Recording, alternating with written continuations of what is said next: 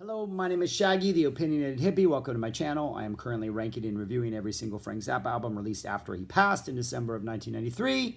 We are currently on number 36, Joe's Camouflage. This is the fifth in the Joe series. Joe Travers is the Zappa archivist. He released several 5 discs of sort of rehearsal tapes, deep cuts, stuff out of the vault that hadn't been released before. Very interesting albums, each of them. This is the 5th one, and I'm assuming this is the last one because after this was released, the ZFT on Zappa.com, they have a bundle, the Joe's Corsaga bundle. I think it's like $30 for all 5 of them. So being that they put that bundle together, I'm assuming the Joe series is over and maybe they're just not going to do it anymore. But this is out of the 5. There's still one more I haven't reviewed, which is ranked closer to number 1. There are 3 that I've already done. So this is, I think, the second best of them, the final one released. And what this is a rehearsal tape from August and September of '75 for a band that actually never toured. So at some point between now and when the next band did tour at the end of September, 3 of these members left. And then Andre Lewis came and Norma Bell came. Andre Lewis then stuck around through '76. Norma Bell took off shortly after she had joined for whatever reason. But anyways, this is who would have been in this band had they toured. So you have Terry Bozzio on drums, left over from Bongo Fury tour, which was his first tour. You got Napoleon Murphy Brock, vocals and sax. He had been around since '73. Denny Wally is in this band. He had been playing guitar on the Bongo Fury tour. And then you get...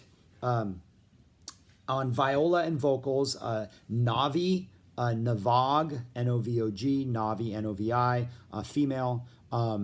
She played viola and was on keyboards and vocals. You have Robert Frog Camarina, who was on guitar and vocals, and then Denny Wally also on guitar. And then at some point, shortly after this rehearsal tape, Navi's band, who I could not find the name of, but apparently she had another full-time band. They got signed to, of all people, Warner Brothers. So she left, and then Denny Wally then left and joined Captain Beefheart's band, at which point Frog Camarina decided he didn't like the new direction the band was going, or apparently he realized this wasn't his thing, and he left. But Camarina is interesting. He had done backing vocals on... a couple, I think, on Bongo Fury, I think maybe Apostrophe or Over. He had done backing vocals on a couple earlier Frank Zappa albums. And then he was also in Reuben and the Jets, the actual band Reuben and the Jets that formed and put out an album, I think, in '72, '73. So that's where Camarina came from. But then he didn't stick around. But Denny taped it, so apparently he was the dragon master on this tour, the guy in charge of sort of like making sure the songs worked, and if Frank wasn't there, he led rehearsals, so he had to record this stuff, so he knew what to do. There is an interesting, one of the tracks on here is him telling someone to go to the record store and buy Overnight Sensation so they can learn the parts to Dirty Love, while in the back you hear them working on I'm the Slime. Pretty interesting little track. But there are 3 excellent must-hear tracks on here, and the only reason it's fallen this far towards the back is because Honey Don't You Want a Man Like Me is on here, and Illinois Enema Bandit, 2 songs that I've heard enough of in my life, I think. And though these are the earliest known versions we have of these songs, like there does not exist an earlier chronologically in time version of either one of these. Honey, Don't You Want a Man Like Me was pretty much fully formed at birth. Doesn't really change much over the years. And Illinois Enema Bandit kind of sounds like it would for the next year with that da-na-na-na-na saxophone intro. This version doesn't have a guitar solo. And in the latter half of it, like the verse chorus in the beginning kind of sound the same, but the latter half where they're the judge and jury and all that kind of stuff, Frank is stopping and starting the band and saying, no, do this, do it like Helen Reddy, do this, do it. And he's kind of like figuring things out in real time. And so that's interesting, but it's not something I say I want to go back and listen to. So here is the rest of the stuff that is on this CD. It opens with a song called Phoenix. I'm assuming it's Phoenix, P-H-Y-N-I-O-X. And this sounds like, it has a very fanfare aspect to it. It's like a very keyboard, like do-do-do-do, do-do-do-do, do-do-do-do, and then Frank comes in and plays some guitar. It sounds like this was intended to open the shows. In 74, he started opening the shows with A Token of My Extreme. The band would come out, would play that, then Frank would walk out. You know, they would do their introductions. You could hear, you know, if you have any boots or even on You Can't Do That on Stage, the band comes out and plays, and then you hear like midway, woo, as Frank obviously joins them.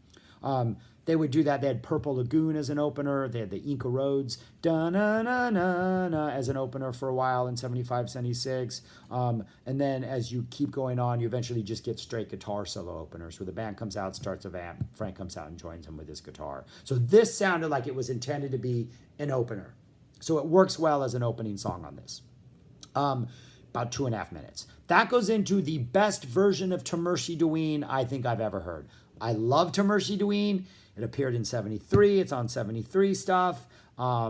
It's 74. You Can't Do That on Stage 2. It's on the Roxy. It's on Halloween 73. It's on Make a Jazz Noise here. There's a version of the Ensemble Moderne doing it for the Yellow Shark rehearsals on Everything Is Healing Nicely.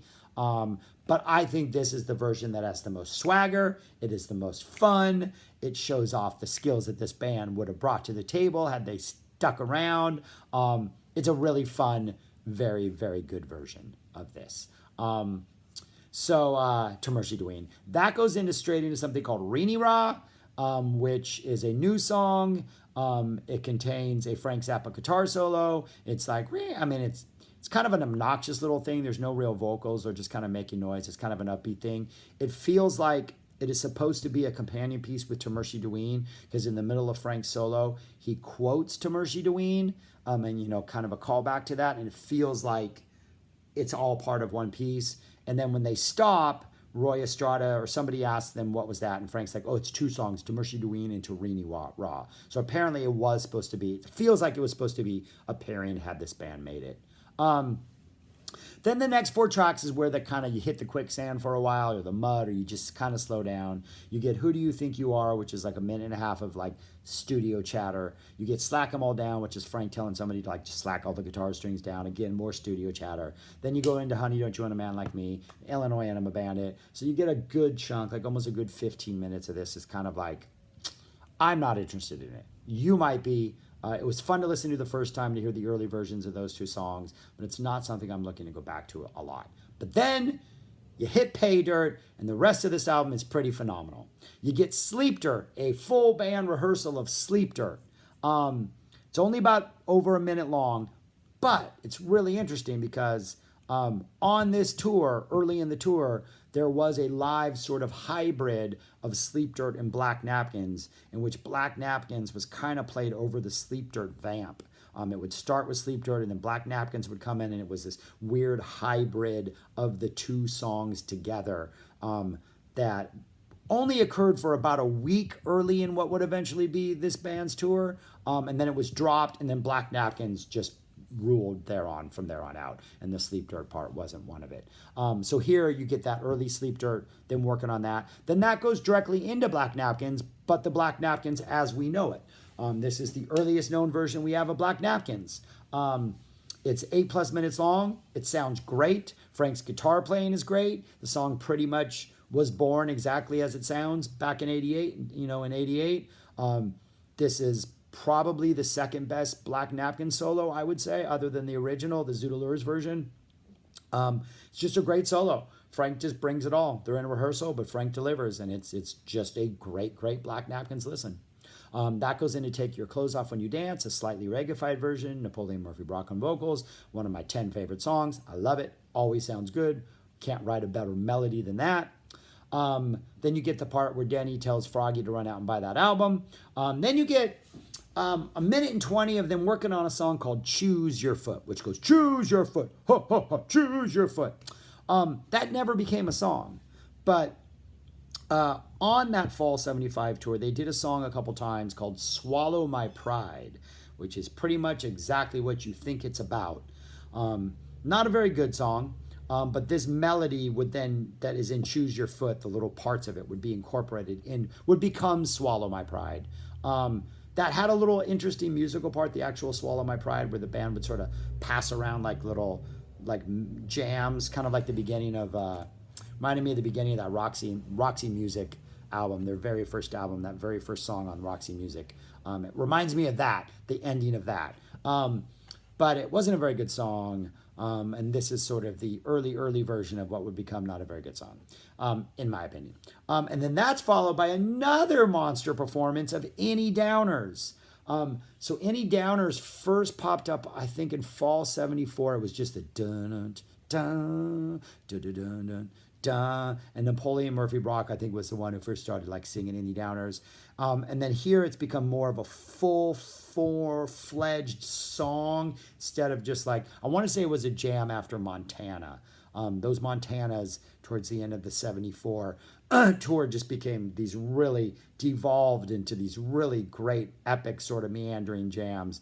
And I think that's where it popped up. But this is now, it's just that dun, Any Downers. And then Frank's like, you got any downers? You got any of this? And he kind of improvises some stuff. And then they go to, no, I ain't got any more. They do that part. And then Frank just takes off on a solo and just shreds. And then they bring it back down or they pick it back up. And it has a very sort of organic feel to it where it doesn't feel like the bring down and the pickup are like mandated. It feels like it just happens. It's a really good, it's a good sounding jam.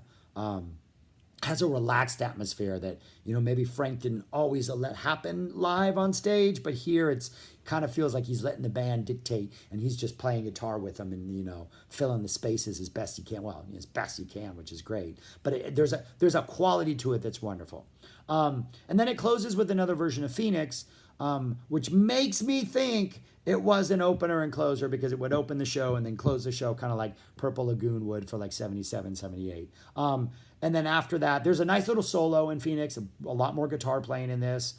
Plus, at the very end of it, Navi gets some time on the keyboard to play with the keyboards, and it's an interesting little sound, but then it kind of cuts and fades out. And then there's just more talking to close it out for a minute and a half. But it's a really, really good release. I highly recommend to Murshidween, probably the best version of this ever. Black Napkins, one of the best solos of any Black Napkins, and Any Downers, which is just a phenomenal song. There were some really, really good fall '75 shows that I think ZFT should release. I want to say Vancouver, 10/1/75 is the one I'm thinking of, has just a monster Any Downers. I want to say there's also a Swallow My Pride in that. But a really good set list. I have a phenomenal bootleg copy of that. So if anybody from the ZFT is watching and they need it, they can't find it, my tape is like a soundboard quality tape. I will send it to you, ZFT. Because after listening to this Any Downers, I want more live '75 Any Downers. Every one they've done is probably worth hearing. So yeah, that's it. Check this out. It's a really good release. Of a band that this is all we have of them. We have this. How long is this album? 48 minutes. This is all the 48 minutes we have from this group that Frank wanted to tour with that never made it to the road. So that's all I got to say. Comment below if you check this out, if you like it, if you don't like it, whatever. Subscribe, algorithms. More people can hear this and maybe support the music, share the love of it, all that stuff. You know how it goes, people. Take care. Peace. Thanks for watching.